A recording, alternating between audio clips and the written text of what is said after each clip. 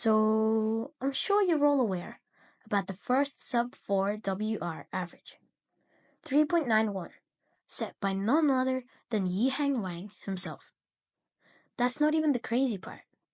What's crazy is that he's 11 years old. That's right, an 11-year-old kid is faster than you or me. Now, it's all cool and all, until you realize that he has 70 of the top 100 averages in the world. Sheer, utter dominance. I should probably just quit.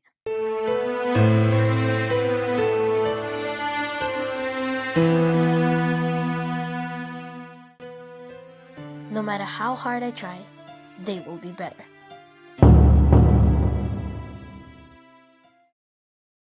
But a massive congratulations to Yihang for breaking the sub-4 barrier. Good on him.